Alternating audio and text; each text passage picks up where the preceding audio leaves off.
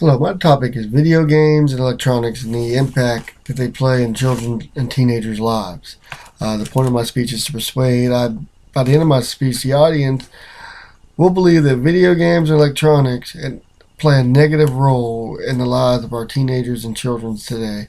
I believe the video games and electronics and other sedentary activities lead to more obesity and aggression in children and teenagers. For instance, did you know nearly one third of all U.S. children are overweight or obese, and that over 90% of our American children play video games for at least 2 hours a day? Video games and other electronics play a huge role in the lives in our children's and teenagers' behavior and health, and I believe that they lead to obesity and aggression. For instance, my children, both my children love video games. They love their tablets, they love watching TV, they love watching YouTube videos, and they do it way too much. And we recently discovered that both of them are high in cholesterol. They have high cholesterol. And while neither are obese or overweight yet, they're both pretty skinny. I believe if this doesn't change, including their diet, it will lead to them being obese or overweight. But they both display a form of aggression that wasn't there before they started watching these videos and playing games and so forth. For instance, my daughter's a big anime fan, and she loves Dragon Ball Z, Naruto, all these other anime cartoons, and she likes to pretend she's a ninja. She goes around karate chopping and acting like her favorite characters on these shows. Whereas my son loves Nerf gun, and he likes watching Nerf gun videos on YouTube, and he sees the violence and the videos that these kids today are putting together, and he tries to reenact them in person in our house, and it can lead to him being very aggressive. And that behavior wasn't there before he started watching these videos.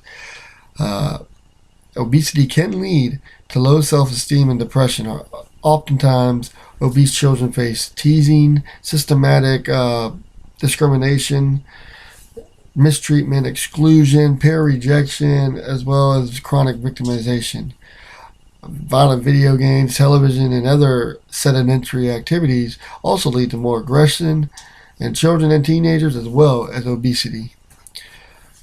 I would like to begin with video games and electronics and how they play a huge role in obesity. I believe the video games play a huge part in obesity. And I believe that some of the problems it causes is when you're playing video games, you're not moving. You're sitting still. 9 times out of 10, you're playing a game where only your thumbs are moving. And obviously, you're just sitting there. You're not getting any exercise. So, I think that's the key. There's no exercise there.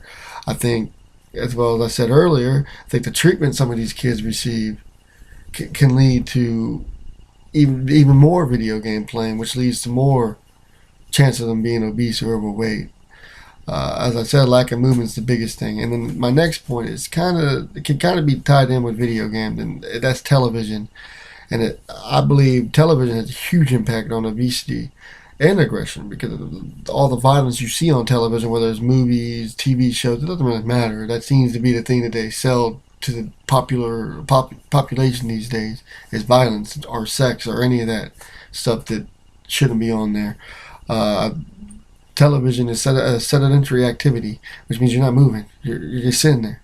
And I think what adds to it is when kids start eating in front, whether it's dinner or lunch, breakfast, or a snack, they're sitting there and they're not moving. And they're watching TV. So they're eating and moving, not moving, and watching TV all at the same time. And I just believe that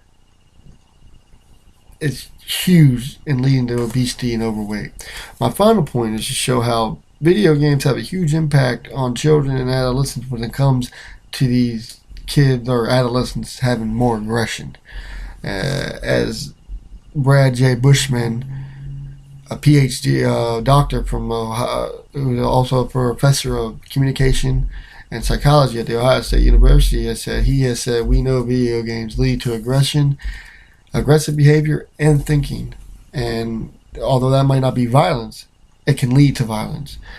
He also says playing violent video games ranks alongside substance abuse, poverty, and abusive parents as a risk factor for short-term aggression and development of aggression-prone individuals. Be about three more people I would like to talk about where violent video games played a huge impact are the Columbine shooters. Uh, Eric Harris and Dylan Klebold were both known to be huge fans of the violent video game Doom, whereas James Holmes, the shooter at the movie theater in Aura, Colorado, uh, was allegedly said to have told someone that when during the shooting he felt like he was in a video game, and it relaxed him and made him feel good. And then you also have the 20-year-old Adam Lanza, who was a Sandy Hook Elementary School shooter, who had more than 500 playing hours in the first shooting game of Combat Arms, where he amassed up to 87,000 kills, 23,000 of which were head wounds or headshots. And to me, that's just very disturbing. If it can affect these kids, why can't it affect other kids? I also have here stats where it says aggression and bullying, where 51% of violent video game users have said they've been in a physical fight, 60% of them said they hit or beat somebody up while in school, and 10% took part in bullying another student. So to me, that's very disturbing as well. And you also have other damaged property just for fun, delinquent behaviors. 23% of violent video game users and teenagers now have said have done that. And that's just a small sample, and to me that shows you how violent, how aggressive these kids can be when they play these video games. In my opinion, there are many reasons for obesity and aggression in children and teenagers. There is no debating that. But not eating properly and mental diseases can be two of the reasons.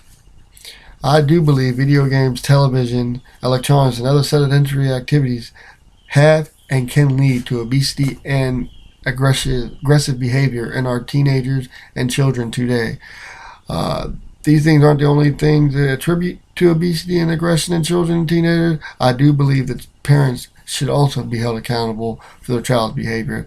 There are many ways we as parents can help to prevent this type of behavior or prevent this type of activity.